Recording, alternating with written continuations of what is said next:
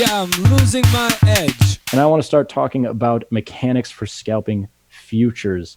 Kicking off the week with, on a more mechanical note, a lot of stuff moving around today, but not nearly as interesting as we've seen at the end of last week. So I thought we'd take a break from idea generation for trading markets and outliers in silver and gold and all these different places and just drill into some mechanics for scalping futures. And scalping, a term that is largely applied to short-term directional trading in futures.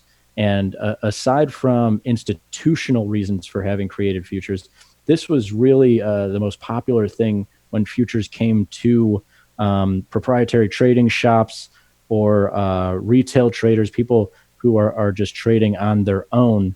And it's just short-term direction. I think a lot of people would they would just apply some kind of strategy and then look to take small profits in these very efficient markets. And what's really nice about small exchange products is most of the time when you're scalping a futures market in traditional products, you would usually get taken out of that trade because of the size of that trade. And what I mean by that is, okay, I sell E-mini S&P futures, and I'm willing to give it as much rope as maybe $300 or $400.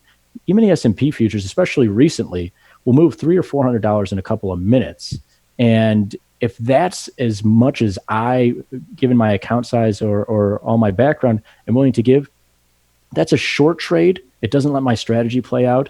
And it's kind of scary if that thing takes off from, being $100 or $200 against me. And then in the blink of an eye, a couple of seconds there, now it's $500 or $600 against me. That's a little bit too much. With small exchange products, all of the small exchange products that are currently out there, new futures that are coming in oil, crude oil, and interest rates, and then also another stock product that is going to come up to you guys really, really soon.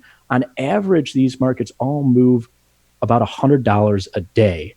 And so with that small size, when you're scalping futures, you're taking directional short-term bets, you don't very often get taken out by the size of that. And, once again, if I was willing to give a trade, a couple $100 or even as little as $50 to $100, small exchange futures thankfully only move about that in a full trading day. So it's not this matter of it's 9 a.m.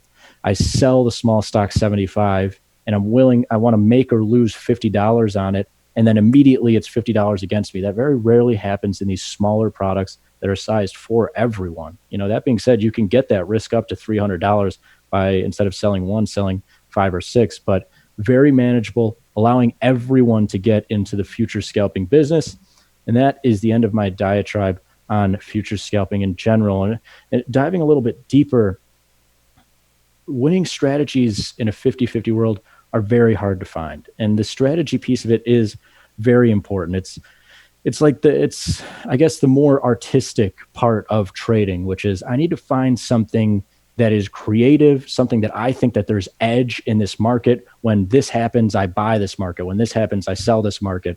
And that's my thing. And I can test that over years of experience of trading, or a lot of people love simulators and stuff like that to test, to find out, statistics like these that all I did was look at, manipulate a lot of small precious metals data, the index data going back a few years, and did a bunch of number crunching and said, okay, after every 4% up week in SPRE, if I sold that market, what happened to that trade in the following week? And you can see 59% win rate, a small average P&L that is positive, and then also the largest movers against me and in my favor, a little bit in the edging towards in my favor, which is what you want. And developing that strategy is really up to you.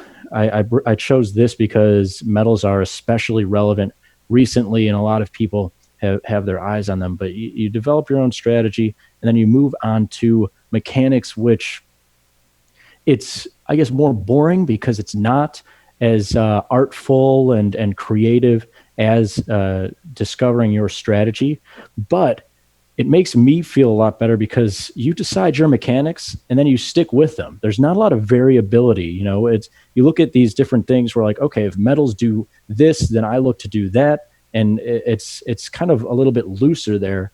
With mechanics, the other side of that strategy piece, the second part of what makes a marriage of hopefully a profitable scalping strategy is more concrete, but it's just as essential, because you could find that 59-41 trade, or 55-45, or whatever, that's edged in your favor past 50-50. But if you don't have the mechanics, then you're going to get hit like you did in recent weeks. This strategy of selling a 4% up week, you would have seen a flash of that at the end of July. Big 4%, more than 4% up week here in /SPRE. And if you sold into that looking for that profitable trade on average, it wasn't a profitable trade this time. Of course, this is a 59% win rate, but you got to lose about 40% of the time. And so if you did lose here, though, this was a big loser if you just let it sit for the next week or 2 weeks, as the SPRE market it's continuing to climb even here today. And so it's a matter of setting those mechanics for you in a way that will, in the long term, take a winning strategy to profits. And we're going to show you how you do that today. After discovering that strategy, there's 3 parameters that I look at, and I think a lot of people either consciously or subconsciously think of. Okay, what is my success rate? What am I on average taking in profits every time I scalp a futures market? And what am I on average taking in losses every time I scalp a futures market? And with that, you can arrive at, okay, if I have a win rate of X, an average profit of Y, an average loss of Z, my goal now is to get that formula north of 0, which would, in the long run, create a net profitable strategy. And so moving forward with 50-50 strategies, traders need to take greater profits than losses to make money in the long term. And I don't think that this is necessarily a bad idea.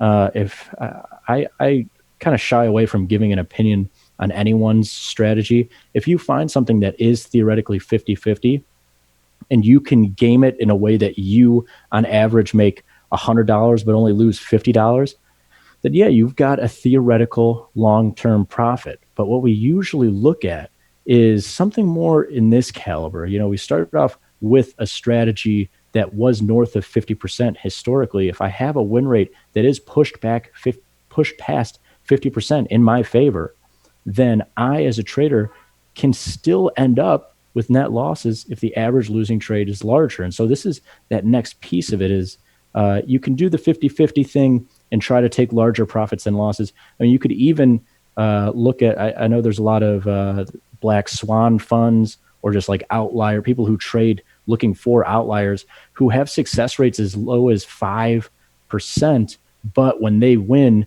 they're taking 20 times what they're taking in losses.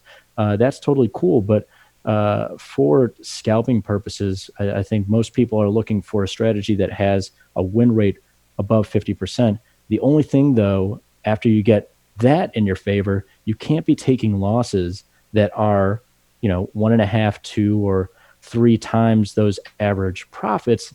That's engineering a long-term loss. As you can see, that the scenario is pretty simple here, but I think what a lot of people do is they say, okay, I think I have a strategy that gives me some edge. I've got an average, I've got a win rate that's above 50%.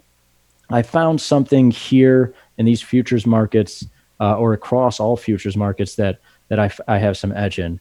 And every time I see it, I'm going to take $100 in profits. And then when you don't plan for it going against you, which is inevitably, it's going to happen. I mean, I've never met anyone who 100% of the time has made money on trading futures. Every single trade has at some point come back for them. If someone tells you that, I don't like to be mean, but they're a liar. But when you don't plan for those losses, that's when you start to rack up, a $200 loss, a $300 loss, or whatever, by not planning for it. And then, but if you do plan for it and you are taking average losses that are 2 or 3 times that, then you have kind of knowingly engineered a scenario where you can't possibly arrive profitable at the end of the month or year or whenever. And taking those losses, I've always been an advocate for this ever since I learned this lesson all the way back at Chicago's Board of Trade here. I was trading interest rates, and these guys were teaching me this strategy, and we're looking at spreads between different interest rate products. And I was like, okay, for this spread, it's reasonable to take this much out of it for profits. For this spread, you take this much out of it. And then for losses, all they said was just make sure that you flatten your positions by 7 in the morning. I was trading at night. And they definitely had their mechanics for taking losses. When they saw stuff and they were like, this is wrong, I'm getting out. But I had to develop that for myself because it's the last thing that people want to think about is taking these losses, but it's very important because you don't want to end up with something like this. I got a 55% win rate. I'm taking $100 every time, but then those 45% of losers, I'm losing $200. You just can't end up profitable at the end of any time frame with something like that. So what you have to do, and this is really hard because everybody wants to think that a market's going to come back. I have this profitable strategy, this win rate that's above 50%. And so this market has to come back at some point. I'm sorry, but you're going to lose in some of these scalping futures trades. And when the most robotic you can get with mechanics, the better off you're going to be. Because when you have a win rate greater than 50% and you pair that with profits and losses of the same size, theoretically, you've got yourself that long-term profit at the end of whatever time frame you're looking at here. It's just a matter of the math, and it's not as simple as this. Markets can absolutely get out of hand. You see big NASDAQ futures, even the micro NASDAQ futures can move in the blink of an eye, $50 or $100. The big contracts can move, $500 or $1,000 in the blink of an eye. But what's nice about these small exchange products is, like I said earlier, for that blink of an eye move of E-mini NASDAQ being $500 or $1,000, or the micro E-mini NASDAQ being $50 or $100, that blink of an eye move in the small stock 75 is going to be $10 to $20. And so, yes, things can absolutely you can have these outlier events where some crazy thing happened and everything has moved 5% very quickly. But very seldom will that happen with these small exchange products. And it's, to me, easy. Flexibility is huge here, especially when you have to be so strict with these 100% profits, 100% loss cutoffs. And small exchange products, I feel, give you some of the best flexibility of any markets out there because of that size. And now going back to that example here where you had the loss from late July, and then actually after this, say you missed this one, you saw another 4% rise here. And if you sold this, you had another loss for those 100. If you took $100 loss here when SPRE got up to 72.5, and when it got to 73.5, you just said, I'm wrong, I'm out. Then for these two trades here being $100 losers, you got three here that would have been $100 winners. And that's what engineers long-term success. And of course, on whatever day this was in July and whatever day this was, looks like last week, you're not feeling great when you take that $100 winner or $100 loser, sorry. But you're going to be feeling a lot better than you would have if you sold these 72.5s and then you just held with this market right now printing above $83. And so long-term profits largely dictated by the strategy, but mechanics just as essential. And so you have to be, like I said, robotic with those mechanics and keep them always in mind when scalping futures.